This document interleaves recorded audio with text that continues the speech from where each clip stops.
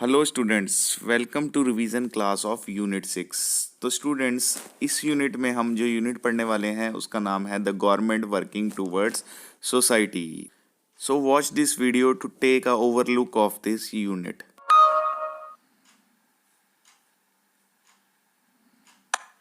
Hello students, today we are starting a new social and political life unit named The Government Working Towards Equality. Do you know why this unit is named The Government Working Towards Equality? It is named so because in this unit we will study about the steps taken by the government to ensure equality for all. We will understand these steps by studying the following: the working of the judiciary to ensure justice for all, reasons for unequal treatment of some sections of the society, and the steps taken by the government to stop such unequal treatment, the government's role in providing public facilities, enforcing laws, and ensuring social justice. In this unit, we will study 5 chapters.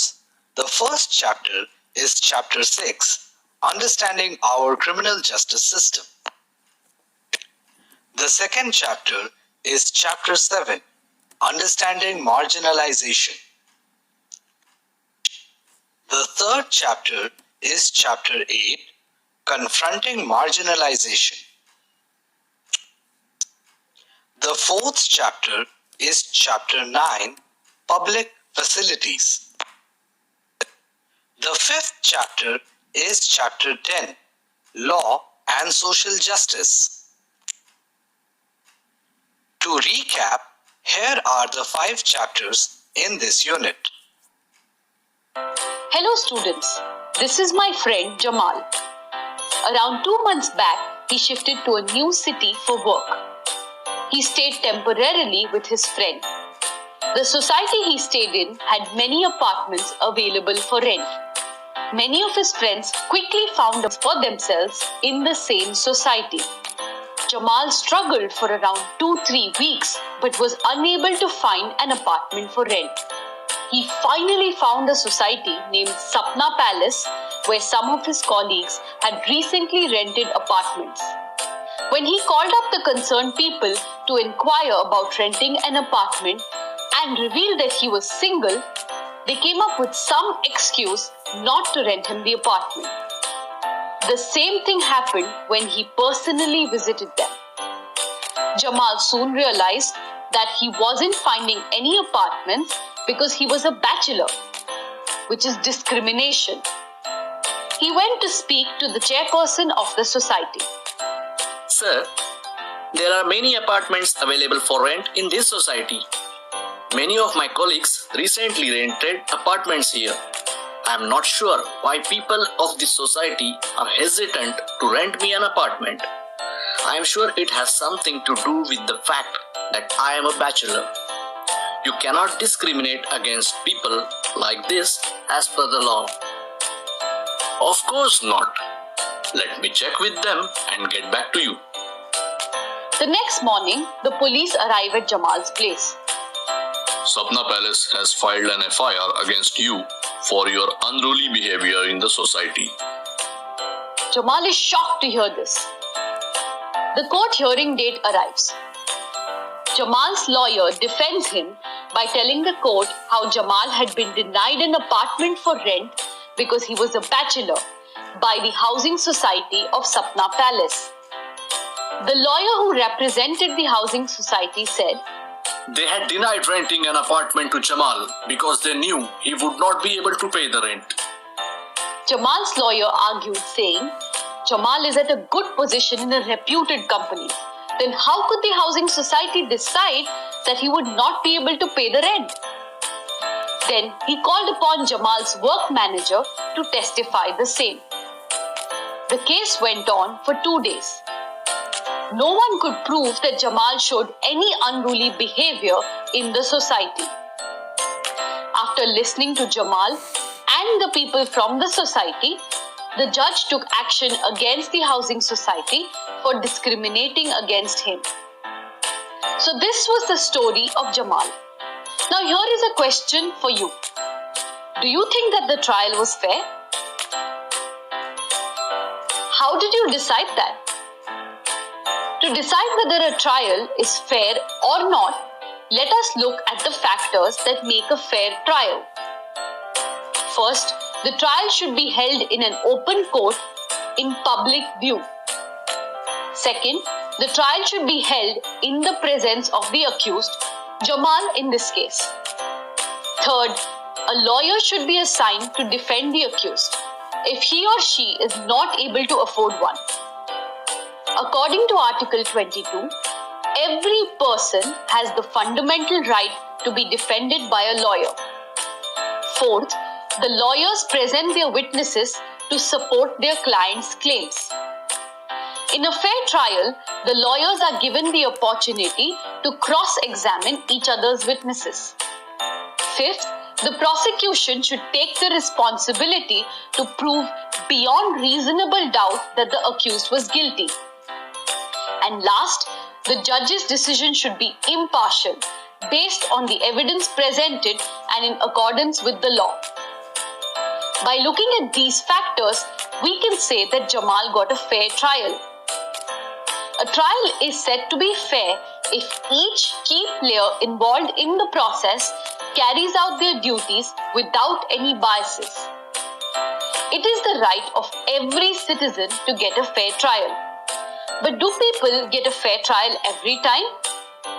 Read and listen to such stories happening around you and check them versus the factors that make a fair trial to find out. Students, let us now understand various factors that determine whether a trial is fair or not. So far, we have studied all the steps that must be taken before a trial can begin in court. These are registering an FIR, investigating. So students अब हम समझेंगे what is FIR. FIR की full form होती है first information report. इसमें क्या होता है, written document prepared by police about a cognizable offence that has been committed. तो किसी ने कोई क्राइम किया है या आपके साथ कुछ गलत किया है तो आप पुलिस के पास जाओगे और एक एफआईआर लिखवाओगे जिसके अंदर आप कंप्लेन लिखवाओगे कि मेरे साथ ये गलत किया है इस बंदे ने। ठीक है। एफआईआर यूजुअली मेंशंस, तो एफआईआर में क्या क्या लिखा होता है, पहला लिखा होता है date on which the offence took place. तो ये जो ऑफेंस है आपके साथ गलत कब हुआ था उसकी date. Second, time of offence कि किस टाइम पे ये हुआ था। थर्ड, प्लेस ऑफ ऑफेंस कि किस जगह पे ये आपके साथ गलत हुआ। Fourth, description of the offence, offence किस टाइप का था। ठीक है। नेक्स्ट है fifth, identifying of the accused if known and witness if any. तो किसने आपके साथ किया है उसको आइडेंटिफाई करना, अगर नहीं पता तो कोई विटनेस हो, किसी ने उसको देखा हो तो उसके बारे में बताना। ठीक है। लास्ट है name and address of the complainant, तो आप अपना नेम और एड्रेस वहाँ पे लिखवाओगे। तो ये 6 चीज़ें एफआईआर के अंदर मेंशन करना बहुत ज़रूरी है। ठीक है। नाउ हमारा जो नेक्स्ट टॉपिक है वो है मार्जिनलाइजेशन। इसका मतलब क्या होता है, marginalisation is the process of result of making somebody feel as they are not important and can not influence decision और इवेंट्स। तो मार्जिनलाइजेशन का मतलब होता है कि किसी व्यक्ति को इस जगह पे डाल देना कि जहाँ पे उनको लगे कि वो इम्पॉर्टेंट नहीं है कंट्री के लिए या किसी भी डिसीजन मेकिंग में। ठीक है। तो people who are marginalised can invoke their fundamental rights guaranteed in Indian Constitution to ensure that they are treated equally with respect। तो जिन लोगों को मार्जिनलाइज किया जाता है या मार्जिनलाइज्ड किया जाता है उनके पास ये 6 फंडामेंटल राइट हैं जिससे वो अपने आप को बराबर प्रूव कर सकते हैं, इक्वलिटी के लिए डिमांड कर सकते हैं गवर्नमेंट से। ठीक है। Hello students, now have a look around this room. It is full of things that we use every day. Which of these things do we buy from a shop? Yes, furniture and food are things that we can buy from shops. But what about electricity and water that we use every day? Do you know where we get these from? Facilities such as water supply and electricity cannot be bought from a shop. They are usually provided to us by the government. Water and electricity are examples of public facilities. Public facilities are essential and should be available to everyone. The advantage of public facility is that its benefits can be shared by many people. Availability of good public facilities is essential for public welfare and a better quality of life. Let us now look at some aspects of Malti's life to understand what are some of the basic public facilities that we use every day. Malti wakes up at 7 a.m. every day, and the first thing she does is to store water for the day's use. The water is supplied every day by the municipality from 7 a.m. to 9 a.m. Water is the most commonly used public facility. The municipality supplies water that is clean and fit for drinking, cooking, bathing, and washing. The clean water prevents diseases like jaundice and cholera. Another public facility that Malti uses is electricity. Malti is very careful about the amount of electricity that she and her family use, because at the end of the month, she must pay the electricity bill to the state government electricity board that supplies electricity in her locality. Electricity has become so essential that most households and factories cannot run without it. Therefore, the government of India recognizes it as a basic need. The supply of electricity at reasonable rates is essential for the overall development of the country. Now let's see what public facility Malti uses next. After completing the household chores, she helps her child get ready for school.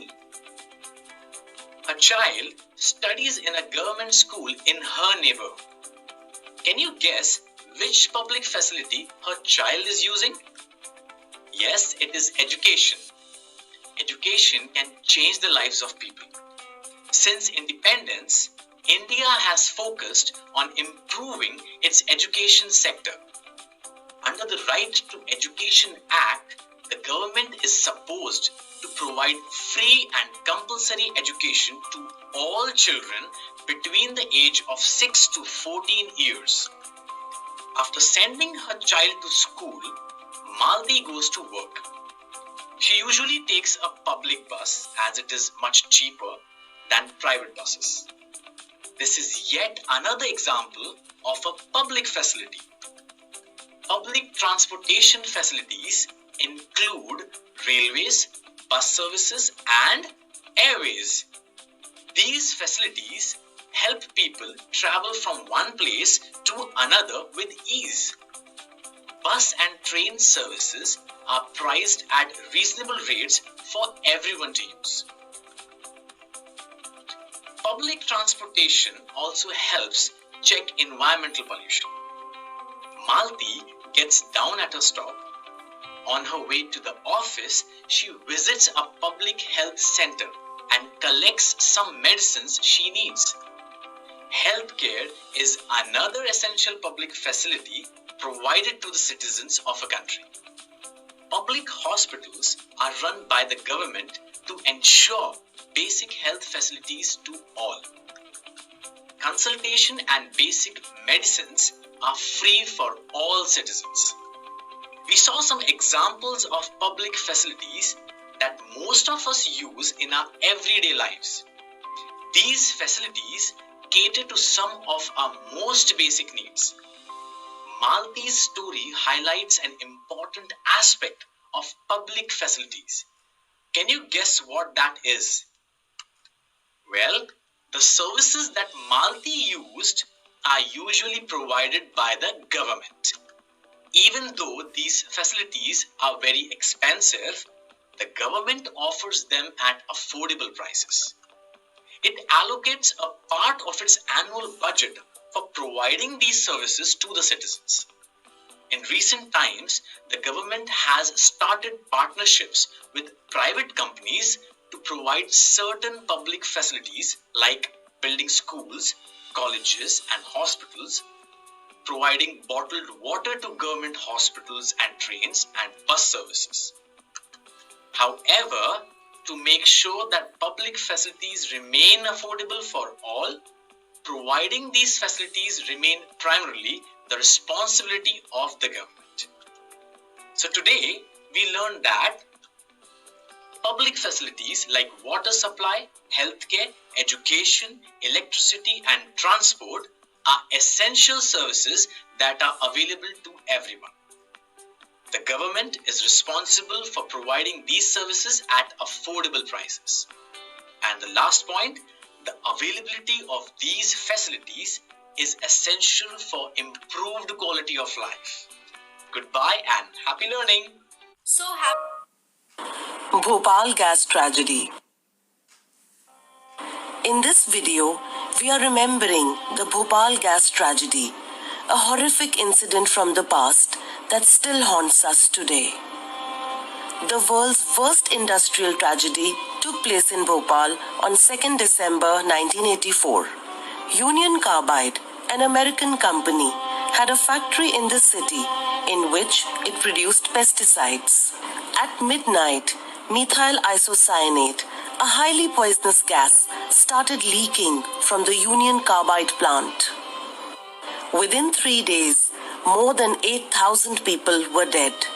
Lakhs of people were affected by this incident. Most of those exposed to the poison gas came from poor working-class families, of which nearly 50,000 people are still too sick to work to this day. Among those who survived, many developed severe respiratory disorders, blindness, heart diseases, and deformities from birth. Several health issues continue to occur even today.